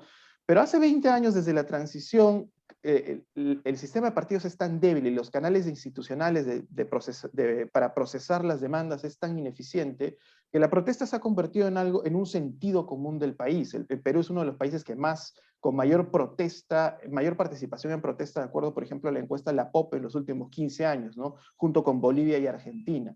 Los peruanos protestamos muchísimo y en verdad eso de alguna manera se ha legitimado no solamente porque no hay formas de canalizar de forma institucionalizada la protesta, sino también porque las protestas son útiles, son efectivas. Como decía Luis, y lo he escuchado varias veces, sin embargo, frenamos, ¿no? Está esta idea de detenemos, impedimos, ¿no? O sea, la protesta como algo que frena determinadas amenazas y no necesariamente como algo que promueve, que constituye, ¿no? Igual que en Chile, más fácil destituir que constituir.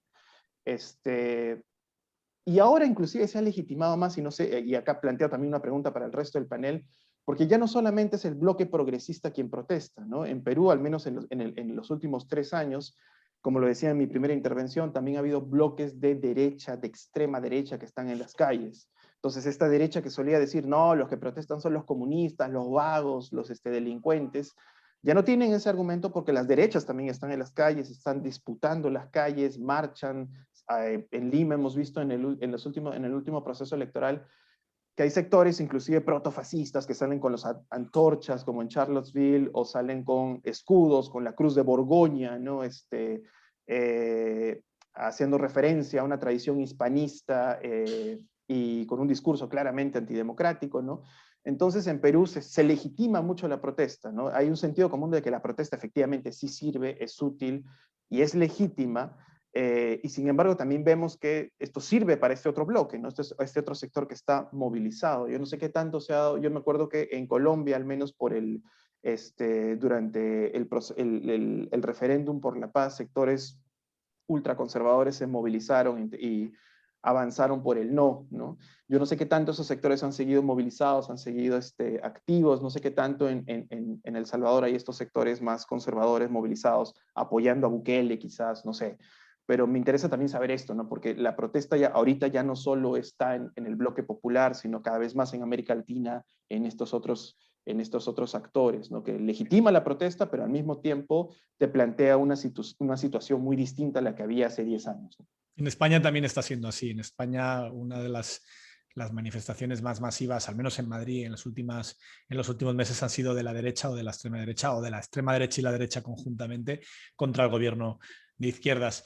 Quería preguntar, es una duda casi personal para Beatriz, ¿no? Desde la óptica de un periodista que ve todo desde España con algo de distancia. La Asamblea Constituyente ha dejado a la derecha fuera de la minoría de bloqueo. Esos barrios de élite de la capital chilena se han encontrado de repente en una situación inesperada para ellos. Esos alienígenas, como los denominaban, esa inversión alienígena, de repente va a redactar una nueva constitución. ¿Existe el riesgo de algún tipo de reacción por parte de esas élites? Entiendo que evidentemente no es un riesgo, no puede existir un riesgo militar, como supuso en su momento el golpe de Estado y la dictadura posterior del general Pinochet. Pero ¿existe hoy ese ese riesgo de una involución en América Latina? Empezamos, si os parece, con Beatriz. A ver, yo creo que una salida autoritaria a todo esto siempre es un riesgo. Eso nunca es algo que esté fuera del cuadro. Siempre es un riesgo. Pero tú dices algo, Ignacio, que es muy interesante de lo que está pasando hoy día en Chile, a propósito del proceso constituyente y a propósito de la descripción que hacíamos. Y digo hacíamos porque creo que con diferencias, y Ana mencionaba algunas, Omar también, con diferencias, lo que está pasando con este levantar popular a propósito del sistema neoliberal. Hoy día pasó con la última elección constituyente y que además permeó a otras elecciones, porque es justo, y esto por la pandemia, se juntaron muchas elecciones en un solo día. Entonces ocurrió un fenómeno bien particular. Tuvimos elecciones para los constituyentes, para la asamblea que va a escribir la nueva constitución, el mismo día en que elegimos alcaldes para los municipios, concejales y otras autoridades. Entonces eso permeó también las otras elecciones de una manera que nunca habríamos soñado, digamos. Entonces se generó como una arremetida de los partidos o de las corrientes más de izquierda como no habíamos tenido desde hace mucho tiempo en Chile. Entonces, efectivamente, hoy día en Chile hay una derecha, sobre todo una derecha conservadora, que está muy arrinconada o se siente muy arrinconada. Y lo voy a plantear así, yo nunca he vivido en Chile, yo tengo 50 años, y yo nunca he vivido en un país, nunca he vivido en un Chile en que la derecha no tenga la capacidad de veto a los cambios. Nunca. Es la primera vez. Es la primera vez que yo vivo en un país donde la derecha no tiene la posibilidad de trancar la pelota a todos los cambios. Y eso, compañeras, compañeros, es como que tengo que adaptar mi cerebro para entender eso. ¿Ah? Lo digo como chiste, pero es verdad. O sea, tengo que como que adaptar, entender que estamos viviendo esto. En la convención constitucional, yo fui electa convencional, vamos a empezar el lunes, en un proceso muy hermoso. Con la elección se derribaron muchos mitos, y los quiero mencionar porque es algo muy bonito y que se relaciona a lo que conversaba antes respecto a cómo la política se tiene que hacer cargo de las cosas que están sucediendo. Se derribaron muchos mitos porque cuando se llega a este acuerdo institucional para cambiar la Constitución, se establece dentro de la misma Constitución el mecanismo de cambio y se establece la forma de votación, en fin. Y se levantaron muchos fantasmas al proceso, ¿no? Que lo iban a manejar los partidos políticos, que no iban a poder entrar independientes, que se había hecho todo a propósito para que la derecha tuviera el tercio del veto, en fin, porque las decisiones se tienen que tomar por 2 tercios, en fin. Y con la elección, y ahí yo vuelvo, insisto, con la sabiduría del pueblo de Chile, la elección mostró otras cosas. De partida, el porcentaje más alto de las personas electas son independientes. Se logró hacer una elección paritaria con paridad de salida, la primera en el mundo. Y fueron electas más mujeres y finalmente la paridad tuvo que operar para los hombres. Porque si no, habría sido como 60% de mujeres y tuvimos que equilibrarlo para los hombres para que quedaran 55% mujeres y 45% de hombres. Por primera vez hay escaños reservados para los pueblos originarios, para nuestras primeras naciones. Nunca había pasado esto en Chile. Y por primera vez hay un órgano representativo del país real, donde la mayor parte de las personas que son electas vienen de las clases normales de Chile y no una sobrerepresentación de la élite. Nunca había sucedido esto, nunca en nuestro país, que es muy patronal, ¿no? De la élite, una élite muy patronal. Entonces, se derribaron una serie de fantasmas al respecto y la derecha, que siempre había tenido esta capacidad de veto, no llegó al tercio de las elecciones. De hecho, quedó bastante lejos del tercio, bastante lejos. Entonces, a pesar de que se unieron en una única lista, que fueron todos juntos, o sea, iban ni en una siquiera lista, así lograron llegar a la minoría de bloqueo. Es alucinante. No, es impresionante. Porque nosotros tenemos un sistema de elección democrático de DONT que privilegia el que se junten en lista. Entonces, de hecho, es más, ellos fueron en una lista y el ir en una lista los premió, o sea, sacaron más gente de la cantidad de votos. Y así todos no alcanzaron a llegar al tercio. Bien. Si hubiesen sacado la cantidad justa de convencionales respecto al voto, habrían sacado menos todavía. Entonces, esto hace, a propósito de la pregunta de Ignacio, de que hoy día estén, y también por los resultados que se dieron en municipios, donde nosotros como Frente Amplio, que somos vistos como la extrema izquierda, ¿no? Junto con el Partido Comunista, porque fuimos en listas más o menos juntas, ganamos muchos municipios que no teníamos. Pasamos de 0 municipios a 12 municipios de comunas muy importantes en Chile, pasamos de tener 20 concejales a tener 132, en fin, o sea, aumentamos mucho esa votación. Entonces, se interpreta esto como un cambio muy radical.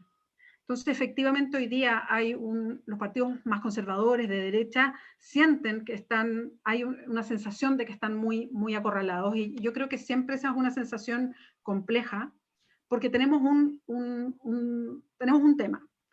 El proceso constituyente tiene un plebiscito de salida. O sea, una vez que se termine la Constitución, viene un nuevo plebiscito donde la gente tiene que votar si quiere esta nueva Constitución, si le gustó o no le gustó. Y creo que tenemos experiencias cercanas, lo que pasó en Colombia, por ejemplo, a propósito del acuerdo de paz. Está el Brexit en Inglaterra, donde sabemos que puede haber movilización de los extremos, y en Chile se concentra la derecha más conservadora con las lucas, con la plata. Ahí hay mucha plata concentrada, muchos intereses económicos.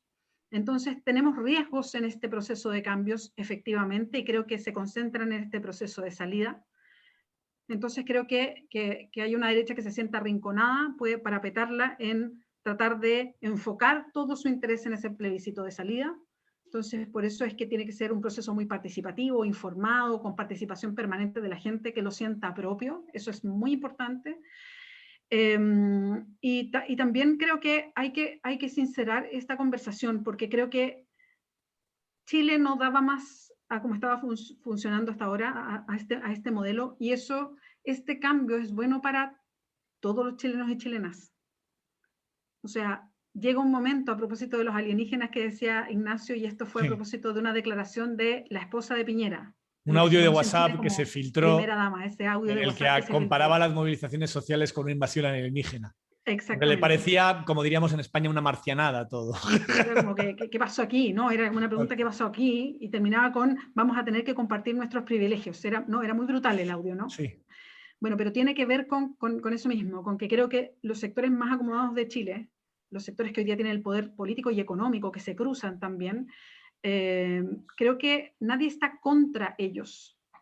El tema es que necesitamos un país donde todas y todos nos sentamos parte. Y ellos no van a dejar de poder hacer negocios, de poder seguir invirtiendo en el país. No, eso no se acaba, ¿no? Pero la idea de tener un país más igualitario y más feliz es un mejor país siempre para todas y para todos. Y creo que esa es la raíz de lo que estamos haciendo. Omar tenía una pregunta para ti, Omar. Sí, en verdad, tanto para Bea como para Luis y también Ana, ¿no? Que a mí una cosa que me interesa mucho, pasando ya al tema justamente de la protesta, la propuesta, es en el caso chileno, ¿cómo ha hecho el Frente? He leído algunas cosas, pero no he leído nada tan sistemático para recuperar la representación, para conectar y representar a este bloque, ¿no? Porque a este nuevo bloque rebelde, digamos, en el sentido de que es solamente, en el Perú lo miramos con mucha envidia, ¿no? Porque nuestro propio Frente Amplio, que se dividió y se hizo 1000 pedazos, ahora tenemos el Nuevo Perú y tenemos otros bloques muy parecidos, en la misma, muy sintonizados con lo que es el Frente Amplio en Chile, pero no tenemos esa capacidad de aglutinar, representar, de organizar representación, ¿no? Y muchas veces pensamos, es que quizás es por las organizaciones, ¿no? En Chile hay una organización social más fuerte, hay movimientos sociales que han venido luchando esto a nivel nacional hace mucho tiempo, y quizás eso explica esa simbiosis que dentro de todo ha funcionado en el Frente Amplio para estas elecciones, ¿no? Entonces quería preguntar un poco si es eso, ¿hay algo más? O sea, ¿cómo ha hecho el Frente, digamos, para realmente representar estos sectores, ¿no? Para ser una opción para estos sectores rebeldes? Y algo parecido para Ana y Luis, ¿no? Que tiene que ver con los partidos, tanto en El Salvador como en Colombia, ¿no? ¿Hay algunos partidos con los que se están negociando, que están siendo útiles para representar la oposición en estos momentos, o todos los partidos son básicamente inútiles, no han tenido capacidad, no están sirviendo, ¿no? Y si esto es así, hay nuevos partidos que están apareciendo, hay otras coaliciones que están apareciendo. Como peruano hablo mucho de nuevos partidos porque acá cada 2 días aparece un nuevo partido. Yo sé que en el resto de América Latina esto no es así, pero igual me interesa saber, digamos, qué nuevos aliados institucionales se están forjando. Si ahorita por todo lo que ustedes han dicho es más una gran dificultad, digamos, de canalizar institucionalmente algo en esta coyuntura. ¿Quién quiere responder? ¿Ana? Bueno, ¿Beatriz? sí. Sí, Ana. Dale, listo. Bueno, yo creo que es importante comentarle al mundo entero que en este momento, incluso previo al paro nacional, nosotros ya veníamos dialogando la posibilidad de que no se nos vuelva a perder ese sueño que tuvimos en el 2018, en el que pues, la Colombia humana generó una esperanza bien importante, además que ha sido pues, el momento sobre todo más cercano en el que hemos tenido una muy buena votación, que fueron más de 8 millones de personas que votaron por Gustavo Petro, y creemos que pues hay otras aristas como el tema pues de la registraduría y demás que nos decía en ese momento tenemos que seguir construyendo, y la vía es la convergencia amplia. Esto se consolidó en el Congreso de la República en lo que se denomina hoy la bancada alternativa, y para elecciones 2022 ya venimos impulsando una iniciativa que hemos denominado el Pacto Histórico.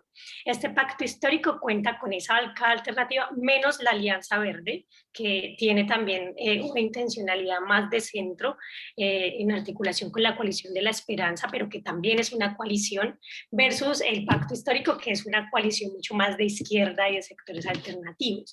¿Quiénes estamos en el pacto histórico? Estamos el Partido Polo Democrático Alternativo, la Colombia Humana, la Unión Patriótica, y también estamos acercando a otros partidos como lo que se articuló en Decentes, y bueno, estamos tratando como de llamar a nuevas ciudadanías que se empiezan a pensar también escenarios institucionales. Por ahora no está el partido Decentes, que es el partido que surge posterior al conflicto de las FARC, el del acuerdo con las FARC, porque ellos cuentan con curules que se ganaron en el marco del acuerdo, pero no están por eso en cuanto a la alianza para el Congreso. Esperamos que estén entonces sí para la alianza en términos del gobierno nacional, que también es nuestra apuesta. Lo que estamos haciendo ahora es una serie de debates en donde se han venido planteando unas precandidaturas, en donde está Gustavo Petro, Roy Barreras y también Alexander López por parte del Partido Polo Democrático Alternativo para consolidar el pacto histórico. Entonces esperamos también, hayan planteado que van a surgir nuevos escenarios posterior a este tema pues del paro nacional. Estamos esperando que salgan esos espacios para poder hacer esta consolidación, pero sí hay un proyecto, y ese proyecto se llama el Pacto Histórico, y estamos consolidando pues esa iniciativa de convergencia a la cual esperamos lleguen también los de centro, o que logremos hacer una iniciativa con el centro para poder consolidar una posibilidad hacia las presidenciales del 2022. Gracias Ana. Luis, no sé si quieres aportar. Sí, gracias Ignacio y gracias Omar por la pregunta. Miren, en el escenario de El Salvador es complicado.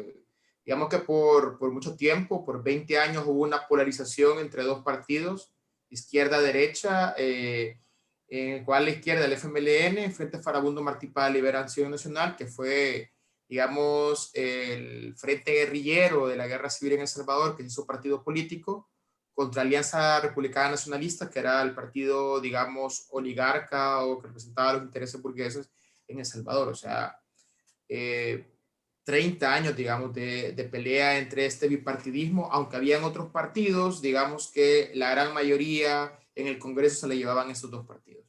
Ahora, sin duda esto cambia en el 2019, con la llegada de este fenómeno muy parecido a lo que pasó en Estados Unidos con el presidente Trump, con Nayib Bukele, que es alguien que era parte del partido de izquierda, pero es un outsider, es decir, no tenía una militancia de larga data en este partido, es alguien con capital económico, es un burgués que entra en una municipalidad pequeña y va avanzando. Entonces, en algún momento se separa de este partido de izquierda y crea su partido político, Nuevas Ideas, que, como él lo define, no es un partido ideológico, no está vinculado ni izquierda ni derecha, entonces es lo que se le conoce como política líquida, o sea, se adapta a lo que le conviene.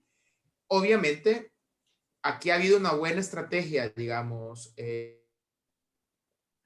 publicitaria, de marketing de este partido, porque ocupó mucho el discurso de que los mismos de siempre, o sea, los partidos políticos anteriores, habían hecho todo mal, y sin duda, y hay que reconocerlo, que los partidos políticos, tanto de izquierda como de derecha en El Salvador, cometieron graves errores en sus gobiernos, y en eso se fundamenta, digamos, el triunfo del gobierno actual, pero se fundamenta esto, pero además de eso, los personeros políticos de estos partidos políticos vinculados a corrupción o vinculados a un mal manejo son los que pasaron a este nuevo partido político. Entonces, hay como una contradicción. Se plantea esto de lo malo de los partidos políticos previos, pero lo peor de estos partidos formaron este nuevo partido.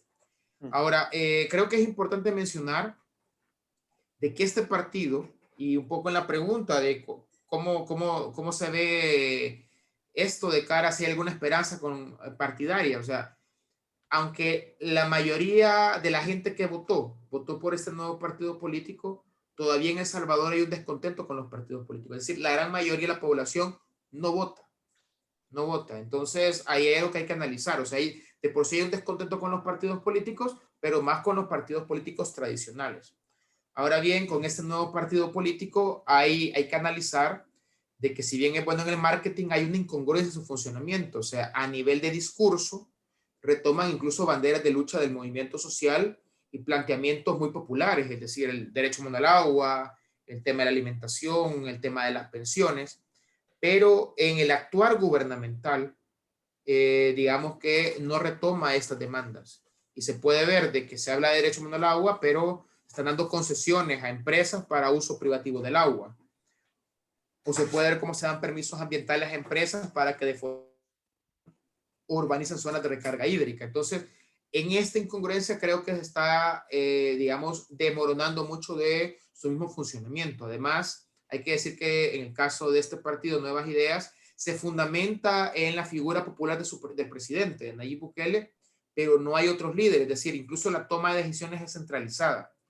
Ahora bien, yo en el corto plazo, al menos en El Salvador, yo no veo una opción partidaria que le pueda hacer frente a este partido Nuevas Ideas, que sin querer clasificarlo si es de derecha o de izquierda, porque lo que yo sí podría decir que defiende los intereses de una nueva clase económica burguesa, pero no oligárquica.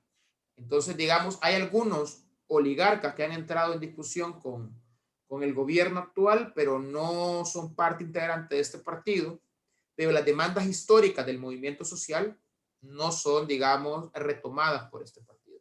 Entonces, obviamente ahorita no hay un partido político que le haga frente. Yo creo que los dos partidos, tanto el de derecha como de izquierda, históricos, no le van a poder hacer frente.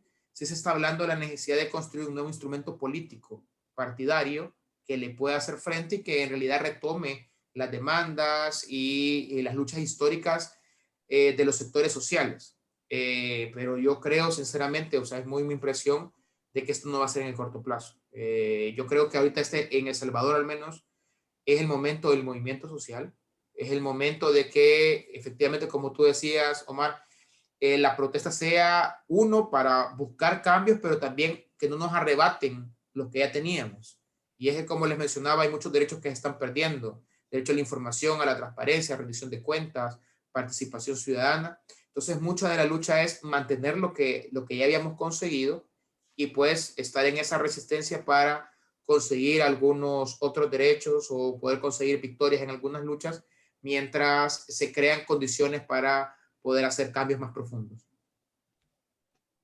Muchas gracias, Luis. Beatriz, no sé si quieres añadir alguna otra cuestión.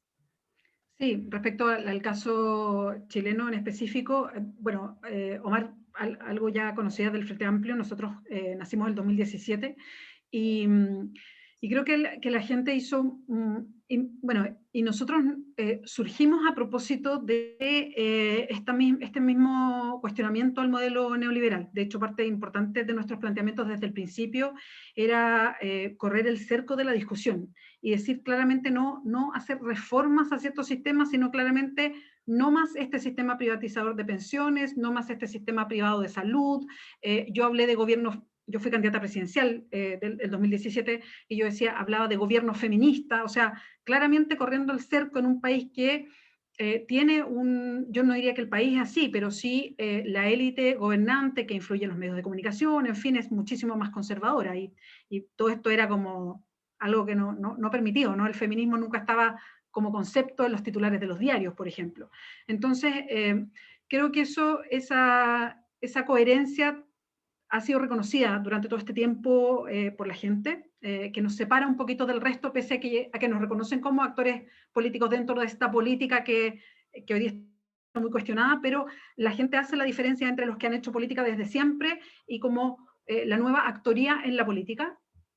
Creo que ese es un factor que nos benefició. También creo que nosotros hemos logrado en todo momento tratar de, surge mucho de nuestros liderazgos desde los movimientos sociales, desde el movimiento estudiantil y de movimientos medioambientales, sobre todo los de regiones, no en la región metropolitana, sino más bien en el país, y eso también le da un poder particular. Y en las últimas elecciones también varias organizaciones sociales fueron con nosotras y nosotros en nuestras listas, porque tenemos relación con ellas y con ellos. Hay muchos que no quisieron, porque había mucha intención de levantar candidaturas independientes, y eso fue muy poderoso en las últimas elecciones, pero tenemos en general muy buenas relaciones con distintas organizaciones sociales. Y creo que eso hizo que hubiese una buena relación. Ahora, eso es lo positivo. En lo negativo, creo, como un conglomerado joven, es que hemos tenido muy poca capacidad para hacer un buen trabajo territorial. Creo que es bien difícil cuando tú surges poder tejer en un país que se ha ido neoliberalizando al extremo, poder tejer una relación territorial más densa y más, diría yo, permanente, ¿no? Tendemos a hacer política, a hacer organización social, a hacer relaciones que son más bien utilitarias. Entonces, creo que ese es uno de los desafíos más grandes de la política hoy día, tejer relaciones que sean de trabajo constante. Y creo que ese es nuestro gran desafío hoy día. Creo que hoy día que vamos a poder tener municipios y concejalías, vamos a poder ir tejiendo una relación más duradera y de trabajo constante, con fórmulas de participación con distintas organizaciones y con la ciudadanía, y no esta relación que yo calificaría como más aérea que tenemos hoy día de respaldo, ¿no? La gente nos conoce por nuestros liderazgos que son muy potentes, que están en los medios de comunicación y adhiere, y nos tiene cariño, y nos quiere, y vota, pero no porque tengamos un arraigo territorial, que yo creo que es el gran déficit, y es como la autocrítica que nos hacemos, que tenemos como Frente Amplio, y que es lo que tenemos que trabajar de ahora en adelante. Gracias, Beatriz, y gracias a Ana, Luis, Omar, Alejandro por este debate tan interesante. Se nos acaba ya el tiempo. Voy a dar paso para el cierre no solo del debate de hoy, sino de estas jornadas que ha organizado la Fundación Avina y Oxfam, a Gloria García de Oxfam y Leonardo Moreno de Fundación Avina para que clausuren esta charla. Muchísimas gracias a todos los que nos habéis acompañado hoy. Buenos días. Creo que por el orden en que lo dijiste, voy yo primero. Empiezas tú. ¿Verdad? Bueno, yo dije, bueno, agarro por el orden que lo dijiste. Entonces, bueno, muchísimas Perfecto. gracias a todos y a todas por su tiempo y su espacio. Estaba ahí un poquito recapitulando y nos vimos hace unas semanas para la apertura de los conversatorios y es como increíble ver todo lo que ha pasado en este tiempo. Estábamos justamente en la semana previa a las elecciones de Chile, con lo cual teníamos incertidumbre y no sabíamos efectivamente por dónde iba a ir la cosa, y aún así pues nos arriesgamos a tener una conversa sobre un poco cosas que todavía no estaban claras. Entonces, bueno, qué alegría ver los resultados electorales de Chile al día de hoy. Estábamos justo como en medio de de toda esta sensación de malestar por el estallido social en Colombia y la represión fuerte, y hoy vemos que efectivamente ha tenido frutos, que desafortunadamente el saldo es lamentable, pero que por lo menos algo se ha logrado desde el debate en las calles. Y bueno, no, tampoco teníamos certeza sobre las elecciones en Perú, no sabíamos por dónde iban a seguir las elecciones, el proceso electoral en Nicaragua. Entonces, como nos podemos dar cuenta, Latinoamérica es una región tremendamente vibrante, en la que apenas hace unas semanas teníamos un escenario y al día de hoy tenemos otro. Entonces, bueno, eso creo que nos refuerza mucho el compromiso que tenemos en abrir conversaciones como esta que hemos tenido hoy, y la que de verdad agradecemos enormemente a Avina y a todas las personas que nos han acompañado y que han participado, porque definitivamente es un debate que aporta y que vamos a seguir. Tenemos varias conversas con Avina a ver por dónde vamos a seguir confabulando y qué otros temas vamos a seguir adelante. Creo que de nuestra parte nos gustaría como reforzar un par de ideas, y es que sí, definitivamente todo lo que tiene que ver con el espacio o los espacios de participación de sociedad civil ganan un peso fundamental, por supuesto en la calle como lo mencionamos, pero también en los espacios en redes. Y es sorprendente cómo todo lo que tiene que ver con el espacio digital mueve opinión, efectivamente crea tendencia, y es en últimas una herramienta muy potente para todo lo que ocurre posteriormente en la calle. Pero también entendemos muy bien pues que estamos en medio de unas democracias que, aunque tienen muchísimas complejidades, es lo que funciona, es lo que hay, es lo que tenemos, y es un mecanismo que se debe utilizar, y que la institucionalidad tiene que seguir siendo una de las apuestas grandes en las que metemos nuestra energía. Por supuesto, creo que también es como una característica que nos atraviesa a todas en los países en los que estamos, y que siempre es muy impactante ver cómo el asunto de la concentración del poder, todo lo que tiene que ver con la falta de transparencia, con el irrespeto a derechos humanos, pero sobre todo los ataques brutales que están teniendo defensoras y defensores de los territorios, nos convocan y nos mueven. Y qué bueno que esto ocurre. Creo que lo peor que nos podría pasar es que ya entremos un poco como en esa normalización de este tipo de ataques y de alguna forma de violencias que la sociedad civil tiene. Y por supuesto ahí creo que los movimientos sociales, la protesta, la movilización alrededor de estos temas tiene que seguir siendo un tema de preocupación y algo que vayamos viendo. Y pues naturalmente creo que un hilo conductor que nos va acompañando siempre es qué pasa con lo que algunos llamamos bienes comunes o recursos naturales. Siguen siendo como la base de la disputa. Y no debemos olvidar que está ahí, no debemos olvidar que sigue existiendo una fuerte presión, una amenaza muy grande sobre lo que nos corresponde y nos pertenece a todos y todas, y que definitivamente es una de las luchas que ha identificado a la región, y que en últimas, muchas de estas disputas que estamos conversando tienen su origen ahí, en cómo está la distribución de la riqueza, la distribución de los bienes, y por supuesto cómo esto genera esa desigualdad tan grande que nos moviliza y que nos hace salir a la calle. Entonces, muy interesante poder tener eso ahí como en la mira.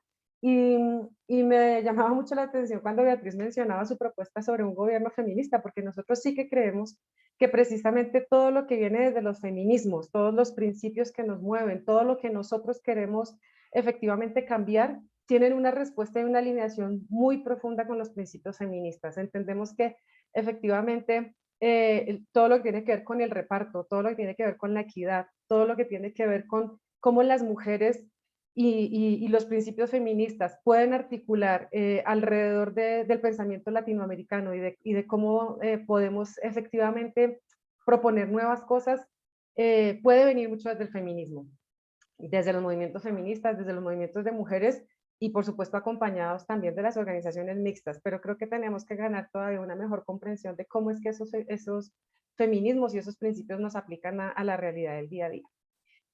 Por último, una cuñita chiquita. Justo mañana vamos a estar lanzando un documento sobre crisis y captura, que habla sobre el descontento social en tiempos de pandemia para América Latina y el Caribe. Habla pues de todos los debates que tenemos actualmente sobre desigualdad, sobre democracia, sobre poder, vamos a tener unos eventos de lanzamiento que por supuesto dan continuidad y tienen un hilo conductor muy, muy estrecho con lo que estamos conversando en estos webinars. Así es que les mantendremos informados, les invitaremos, vamos a hacer algunos de estos lanzamientos en conjunto con Claxo, que ha sido colaborador en esta iniciativa. Así es que, bueno, lo que decimos es, la conversación sigue y esperamos que podamos seguir teniendo estos espacios. Muchas gracias a todos y todas los que han participado. Muchas gracias, Gloria. Leonardo, tu turno. Muchas gracias. 3-4 cosas muy breves. Primero, hemos tenido 4 sesiones en esta alianza con Oxfam, que nos parece extraordinaria desde Avina. Hemos ido profundizando, partimos hablando del caso de Chile, precisamente mirando aquellas particularidades que nuestra Bea Sánchez nos mostraba, ¿no es cierto?, estas desigualdades tan marcadas, ¿no es cierto?, que han dado lugar a que desde la calle, desde la protesta, podamos tener una propuesta súper concreta y se ha ido reflejando, ¿no es cierto?, en todo lo que ha venido sucediendo respecto a la Constitución. Hemos revisado la participación desde distintos sectores, hemos revisado el caso más particularmente, hemos hablado de la fiscalidad, de la responsabilidad fiscal, de cómo lograr que efectivamente tantos sueños postergados durante tanto tiempo tengan una base de realismo al poder ejercerse y al poder ampliarse. Hemos hablado de una profundización de la democracia desde distintos ámbitos, y yo creo que lo que partió hablando de Chile hemos logrado y nos hemos dado cuenta, y yo creo que con la Bea estamos absolutamente de acuerdo, por fin Chile ha vuelto al barrio. Esta sensación de algunos, ¿no es cierto?, de algunos chilenos que creían que nosotros pertenecíamos a un lugar etéreo. No, este es nuestro barrio y nos gusta mucho estar en este barrio. Somos parte de América Latina. Y hemos ido hablando desde aquí y nos hemos ido metiendo fuertemente en lo que es una problemática, y tal como aparece hoy día en este foro, claramente estamos todos y todas viviendo situaciones muy parecidas de una América Latina que ha sufrido mucho, que tiene las tasas más altas de desigualdad del mundo y que evidentemente tiene mucho que avanzar. En ese sentido, creo que lo que hemos querido aportar desde Avina y Oxfam ha sido abrir el mundo de lo político. Esto no es solo la actividad política, ¿no es cierto?, lo que significa constantemente la actividad política, sino que abrirnos a esto de la construcción de una casa común, de cómo efectivamente logramos transitar, cómo hacemos, como decía Beatriz, cómo logramos compatibilizar el voto, ¿no es cierto?, y la calle, cómo logramos que la participación, que una democracia más participativa, más directa, pueda no solo conversar, sino que ser complementaria de una democracia representativa que sabemos que está en crisis en muchas partes del mundo, precisamente porque han sido algunos los que han podido aprovechar la agregación de intereses que se da a través de ella, pero no para muchos y muchos que en América Latina han quedado postergados. Desde ese sentido quisiera plantear que nos parece que de lo que uno puede rescatar de estas 4 sesiones que hemos tenido, y particularmente esta última, es cómo logramos efectivamente tener una agregación legítima de intereses, cómo efectivamente hacemos nuevamente carne ese gran desafío de la gobernabilidad democrática, de que los intereses no vengan siempre desde un sector y que se impongan, sino que seamos capaces ya de una vez por todas de no ser alienígenas, de dejar que nos miren como alienígenas, que efectivamente somos parte de un país o de países cohesionados, donde formamos parte todos y todas. Nos parece que en ese sentido, Jimé Torres del equipo Avina me soplaba una palabra: transformabilidad. ¿Cómo somos capaces de transformar la calle efectivamente en instituciones que nos representen a todos y todas, y que no sea una cuestión lejana, ¿no es cierto?, para algunos y algunas, sino que efectivamente sea la casa para que podamos compartir. Y en ese sentido, termino con esto, me hago cargo también de algo que se dijo respecto a las pesadillas. Yo creo que en el caso chileno, en la recuperación de la democracia en los 90 tuvo lamentablemente ese pecado. Un exceso de control, precisamente para que no se nos derrumbara aquello que estábamos formando y no queríamos volver a la pesadilla que habíamos vivido. A lo mejor pareciera que esta vez la pesadilla requiere un mayor psicoanálisis. Deberíamos pensar en nuestros propios sueños, de cómo somos capaces de ir superando, de correr el cerco, ¿no es cierto?, y de poder avanzar en una democracia mucho más profunda. En ese sentido, y creo que todos y todas estamos bastante de acuerdo que lo que hemos recorrido en estas sesiones es poder entender también cómo vamos construyendo sociedades que no solo sean más inclusivas y logremos consenso, sino que cómo somos capaces de vivir con los disensos, cómo somos capaces de vivir en sociedades lo suficientemente plurales y diversas para poder vivir con esos disensos y poder de alguna manera también poder repartir mucho, mucho mejor la riqueza que tienen nuestros países y que no sigan acumuladas en pocas manos y que realmente todos podamos disfrutar de aquello. No me queda más que agradecerles profundamente a Beatriz, a Luis, a Ignacio. Aprovecho de agradecerte, Ignacio, también, que nos ha acompañado en 2 de estas sesiones, a Omar, a Ana, ¿no es cierto?, por este trabajo conjunto que hemos hecho. Nos han seguido en Zoom, por Facebook Live, y sabemos que tenemos una repercusión enorme después de que esto pasa, después de que esto que es sincrónico en directo. Tenemos una repetición muchas veces de estos foros, lo que implica que estamos llegando a mucha gente. Así que 1.000.000 de gracias, Ignacio, y te cedo la palabra para que tú cierres. Gracias a vosotros, gracias Leonardo, gracias a la Fundación Avina y a Oxfam, y gracias a todos los que nos habéis acompañado hoy, tanto interviniendo en este debate como acompañándonos con vuestras preguntas y con vuestros votos en la encuesta esta que hemos lanzado a través de Zoom y de las redes sociales. Muchísimas gracias, seguimos en contacto y mucho ánimo. Chao, muchas gracias. Muchas gracias, chao. Un gusto, chao. Gusto, muchas gracias a todos. Adiós. Muchas gracias.